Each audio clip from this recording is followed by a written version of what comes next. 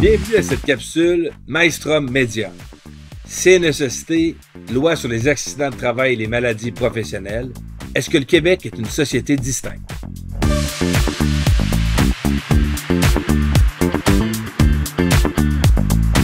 La loi sur les accidents de travail et les maladies professionnelles, la LATMP, est une loi particulière au Québec, une loi très intéressante qui a créé un régime de droit assez unique, dont l'organisme en charge de son application est peut-être un des organismes les plus connus au Québec, la CNESST. Qu'est-ce que la LATMP? Qu'est-ce que cette loi-là amène de particulier en matière de relations de travail et en matière d'accidents de travail? La LATMP, en gros, c'est une loi qui prévoit qu'est-ce qu'un accident de travail, qu'est-ce qu'une lésion professionnelle, et c'est une loi qui met en place un mécanisme où un mécanisme d'assurance, de collectivisation, de mutualisation des risques par les employeurs, où les employeurs ont une cotisation à la CNESST afin de couvrir leurs risques en cas d'accident de travail d'un employé ou d'une maladie professionnelle en lien avec le travail. Alors, qu'est-ce qu'un accident de travail? Qu'est-ce qu'une maladie professionnelle? La loi le définit très bien. C'est un événement imprévu et soudain qui va créer soit la blessure ou une maladie.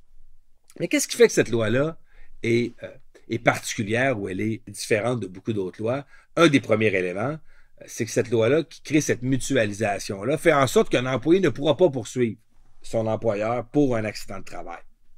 L'employé en question aura une indemnisation de la part de la CNESST pour la maladie qu'il aura eue ou la blessure qu'il a, et il ne peut pas poursuivre son employeur pour lui dire, à cause de toi, je me suis blessé, à cause de toi, mon conjoint est décédé, malheureusement, tu vas me donner tant d'argent. Le système ne fonctionne pas comme ça. On est à l'extérieur du faute, préjudice, lien de causalité de l'article 1457, si connu en droit, du régime normal d'indemnisation d'une victime qui poursuit la personne qui a fait une faute. Ici, ça ne fonctionne pas comme ça. On ne peut pas poursuivre la personne fautive.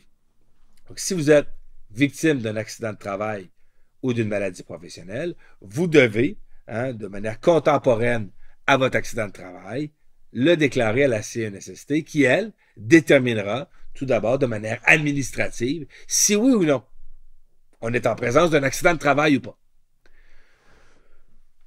L'employeur ou vous, peu importe la décision, peut aller en révision. Donc là, la CNESST dit que vous n'êtes pas en présence d'un accident de travail. Vous pouvez aller dans une révision administrative pour dire non, j'ai vraiment été victime d'un accident de travail. Si la réponse est encore négative, vous pouvez envoyer votre demande devant un tribunal, qui est le tribunal administratif du travail, section accident de travail, lésion professionnelle, qui lui déterminera de nouveau si oui ou non vous respectez les exigences de la loi pour déterminer si oui ou non vous avez été victime d'un accident de travail. Parce que si oui, vous avez le droit, par exemple, à des indemnités de remplacement de revenus, à des IRR. Vous avez le droit à des sommes pour des frais que vous aurez occasionné votre accident de travail, des frais médicaux que pourraient vous avoir occasionné votre accident de travail. Vous pourriez aussi avoir des montants d'argent pour réparer les pertes ou les enjeux permanents que vous avez sur votre corps, sur des limitations fonctionnelles que vous pourriez avoir.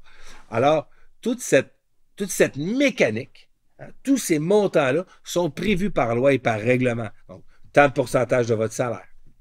Vous devez, après ça, on essaie de vous retrouver un autre emploi. On va payer votre formation pour que vous puissiez vous replacer ailleurs. Si jamais vous avez un problème permanent, on va vous donner un montant d'argent pour pallier à cette perte-là. Et là, je vous entends déjà me dire, oui, mais là, les employeurs ont beau jeu.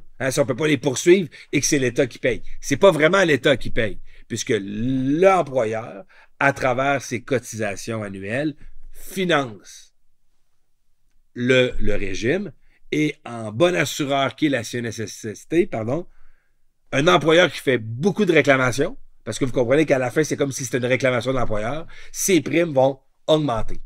Donc, qu'est-ce qui se passe dans les faits? L'employeur a souvent avantage à se battre ou à faire non reconnaître un accident de travail, même si au final, il ne paye pas directement, parce que il va être ce qu'on appelle dans le jargon imputé. On va lui augmenter ses frais annuels en fonction des réclamations qu'il a eues, la fréquence et les montants. Alors donc, souvent, on se retrouve devant le tribunal administratif du travail avec administrativement une réclamation qui aura été acceptée, une révision demandée par l'employeur qui aura été revisée, des médecins qui considèrent qu'il y a une vraie blessure, que cette blessure-là a été causée par le fait du travail, par un événement imprévu et soudain au travail. Et l'employeur, lui, va rentrer dans le débat parce qu'il ne veut pas que l'accident de travail soit reconnu par l'employé, non pas parce qu'il paye directement, mais parce que ses frais d'assurance vont exploser par la suite. Et là, on se retrouve dans des situations quand même plutôt compliquées et que ça soulève une question qu'on pourra redébattre chez Maelstrom bientôt. Si vous êtes congédié, l'État vous donne un avocat. Si vous avez 2 ans de service continu, quelques règles, mais si vous êtes congédié, l'État vous donne un avocat qui va aller se battre pour vous face à votre employeur, à votre congédiement, qu'on va qualifier d'illégal. Par contre, en matière d'accident de travail, cette couverture-là, cet avocat gratuit n'existe pas. Vous devez payer vous-même pour vous présenter devant le tribunal administratif du travail, section accident de travail. Et David contre Goliath, vous pouvez voir ce qui peut arriver. On se retrouve souvent avec des disparités ou des difficultés pour certains salariés de pouvoir avoir gain de cause. Heureusement, le tribunal du travail, accident de travail, va souvent avoir un avocat et un médecin ou une personne spécialiste sur les enjeux de santé parce que c'est extrêmement technique. Ce qu'il faut retenir, c'est que le Québec, quand même, fait figure assez... c'est une loi qui était à l'époque très innovante et qui aujourd'hui fait en sorte que le travailleur, et ça c'est le côté quand même positif, qu'il se blesse pour une compagnie qui n'a pas d'argent, qu'il se blesse pour une multinationale, qu'il se blesse dans une compagnie qui va faire faillite dans 3 jours, va pouvoir obtenir au moins des réparations si son accident de travail est reconnu. On n'est pas en présence d'une loterie où je me blesse dans une multinationale, je suis correct pour le reste de mes jours, je me blesse dans le dépanneur du coin, ma vie est terminée.